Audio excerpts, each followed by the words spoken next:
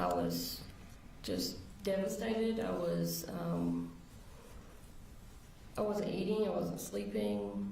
I mean, I was desperate. Desperation is a good word for what I was feeling. What did you do after that? So that led to, it was right after Halloween. I basically decided that I was going to drive to Barrow County and just physically go and knock on the door and say, "What are you doing to me, to our kids? I want to kind of just see them." And so I was not in my right mind at the time, but I went to my mother's house and I told her what I was going to do, and I wanted her to go with me.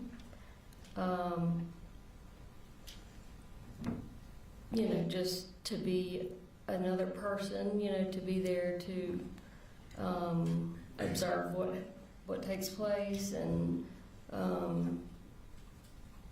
to be there, to support or take the kids, to McDonald's or something if I needed to talk things out with Colin, just to be there in general. And she knew that I was not in my right mind, and so she said, "No, I'm not driving you to Winder. I'm not going with you," which I had not expected. I never thought in a million years that she would say, "No, I'm not going with you." And so I then was in a situation where I still am going. I'm still going to go, but now my mom knows I'm going, and I wasn't going to, drag her and force her into the car or anything. But I knew she would call Colin the second I left the house, and then I'd never see the kids. It would be a wasted trip. So, in my messed up mind, somehow I decided that I'll just tape you to a chair, and then I'll have a friend of mine come over later to let you loose as soon as I have had time to make it to Winder and see the kids. This is obviously completely irrational and inexcusable behavior. But again, I was not in a rationally thinking state of mind at that point. So that's what I did, and drove to Winder. I actually got there on Friday, but it was late. It was dark, and I didn't want to go knocking on the door, late at night, and it, be made out to look like, oh, your mom's, banging on the door at all times of the night. So, anyways, I slept in my car basically Friday night with the intention of going to talk to him Saturday morning, which is what I did. I tried knocking on the door first, and nobody was coming. It was kind of early, especially for a Saturday. But I had been there before, so I knew which bedroom was his. So I walked around to his bedroom window, and it was open. He sleeps with his bedroom window open a lot. And are you referring to Colin? Yes. Okay. Sorry. It's okay. And so, but I didn't want to scare him, so I just kind of tapped on the window. And it was dark, looking from outside into the bedroom, but I could kind of see, the outline, and I could see that he sat up in bed. And I kind of knocked again because he didn't say anything, and he said, who is that? And I said, Coley, you know who this is, I'm your wife. I would like to see her talk to our kids, please. And then I saw little Coley jump up, excited, because I was at the house, and he immediately tried to take off running because he wanted to come out and see me, and his dad told him, no, stay right where you're at. And so I said, you've blocked me from your life for the last month, and that's not fair. I would never do that to you. I'd like to see the kids. And he said, you can't, this is not right. You can't do it this way. You have to call and set up a time, and I'm calling the police. Get off my property. I'm calling the police if you don't leave right now. And I immediately started crying, and I said, please don't do this. I've been trying to contact you for a month. You know that, and you know what you're doing, and it's not fair, it's not right to me or our kids. And but he didn't care, so he said, get off my property or I'm calling the police. And I knew he would, so I turned around and left. And I drove just down the street to the Dollar General and just sat there, just booing, not knowing what to do next, because I didn't want to make any kind of scene or anything with the kids there. Not that I would make a scene anyway, but I didn't want to give him the opportunity to make it look like I was acting crazy or anything. So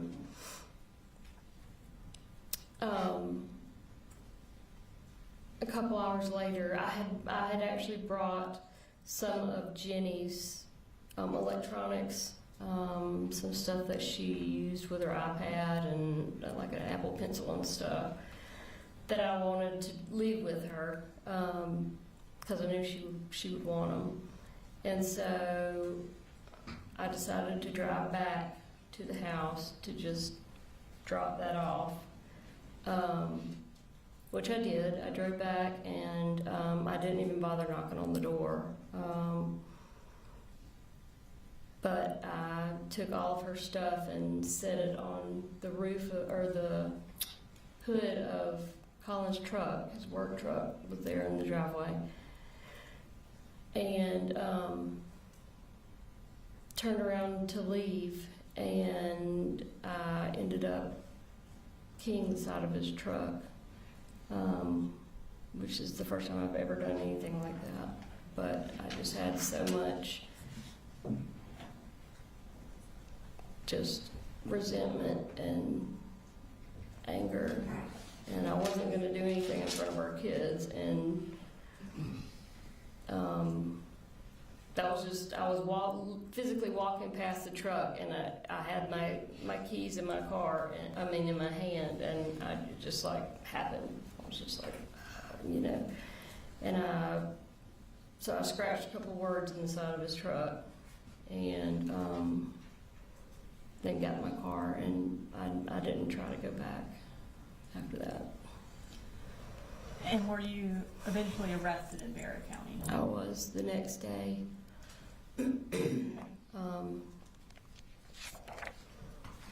A couple hours, I guess, after I had keyed his truck, he was outside and he saw it.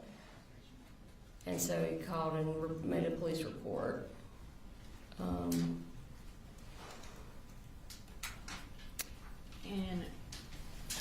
Your Honor, at this time I'm going to introduce into evidence Exhibit 169 and 170, which are incarceration records for Ms. Gray from Barrett County and then also Jim Hill. They just established the period of time that she was incarcerated. When we're displaying it, we've redacted her personal information so that it is not viewable from the screen. You said those are 169 is records from Barrow and 170 is from Hill? Yes, Your Honor. Mr. Hobbs, any objection? Yes, sir. 169 and 170 removed. Thank you, Your Honor. And these are self-authenticating, so I'm just going to go ahead and display them for the jury. So we're going to start with Barrow County. The records show, Ms. Gray, that you were incarcerated from November 6th to December 22nd in Barrow County. Does that Yes, sound ma'am. accurate? Okay. Before you left Barrow County, did you plead guilty? Did I what? Did you enter a guilty plea before you left the Barrow County Detention Yes, I Center? took a plea. And Your Honor, at this time, I'm going to introduce into evidence State Exhibit 208, which is Ms. Gray's plea of guilty to use of a license plate to conceal identity. No objection. All right, 208 submitted. And so ultimately, you pled guilty to the misdemeanor use of a license plate to conceal identity, and you received a 12-month sentence. Is that correct? Or for No, I used my first offenders for, there were several other charges besides the license plate. I guess what the sentence actually has is just the use of a license plate to conceal Okay. identity. And then it has it as a 12-month sentence. And then during that 12 months, it shows that you were barred from Barrow County. Is that accurate? That was one of the stipulations, but it actually, they made a modification to that. And that was after September 4th? Yes. Okay. So once you pled guilty in Barrow County, did you then get transferred to Ben Hill County's detention center? I did. And was that related to the charges against your mother? Yes. And are those actually still open? They are still open. Sorry, at this time I'm going to go ahead and display your incarceration records from Ben Hill. Okay. It shows as you being there from December 22nd to April 12th of 2024. Does that sound accurate? Yes, ma'am. Okay. So you were released on April 12th. Is that why were you bonded out? Is that why you got released? Yes, ma'am. Okay. So what were you supposed to do upon release from Ben Hill on April 12th of 2024? With regards to like what my parents wanted me to do. Yes. Where were you going to go? Okay, so I had found a rehab facility, and I was going to go there. And what rehab facility was that? I forgot the name of it. It's Promise of Hope. Promise of Hope, yes. And did you ultimately go to Promise of Hope? I did. Yeah, I stayed home over the weekend just to visit with my parents, and then I went, I think, on that Monday. Okay. And so, Your Honor, at this time I'm going to introduce into evidence State's Exhibit 171, which is Ms. Gray's attendance records at Promise of Hope. No objection. All right, 171 submitted.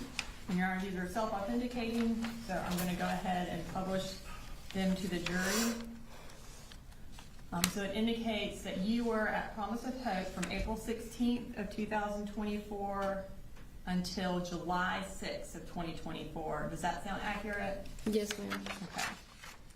So, in that time frame, while you were incarcerated and then also in rehab, what kind of contact did you have with the defendant?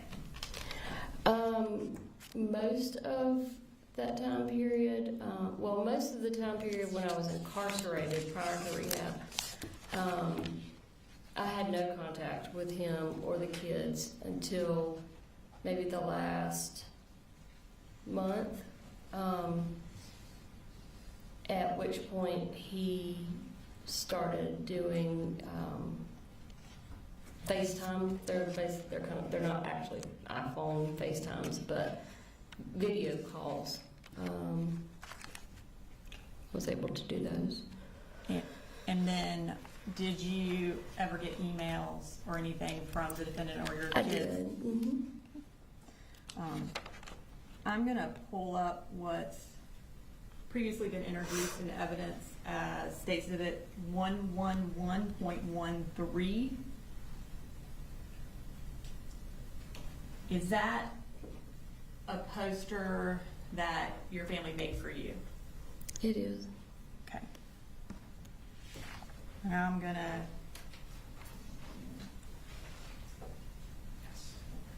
show you what's been marked as State's Exhibit 209.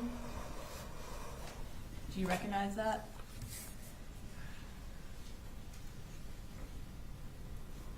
Yep. And what do you recognize that as? This was an email from Colin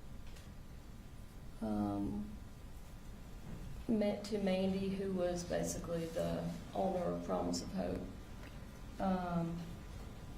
But it was basically a letter that he had written to me, but he sent it through the email, Mandy's email. And did he attach pictures of that poster to it? Yes. And was that email sent to you on May 13th of 2024? Yes, ma'am. And was that either Mother's Day or around Mother's Day? Yes, ma'am. Your Honor, this time I'd like to introduce an evidence, State Exhibit 209, and publish to the jury. No objection. All right, 209 is admitted. All right, so the subject was Marcy's Mother's Day. It was sent on May 13th, 2024 at 12:15 from graycoley444@gmail.com. And it says, Mandy, thank you so much for this. Pretty girl, we all love you and we are very proud of you.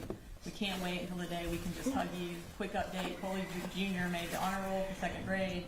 Big Coley finally got my job with Kevin Price. Just be patient with Jenny Ream. She gets it honest. See you soon. I see you. And then let's display the attachments.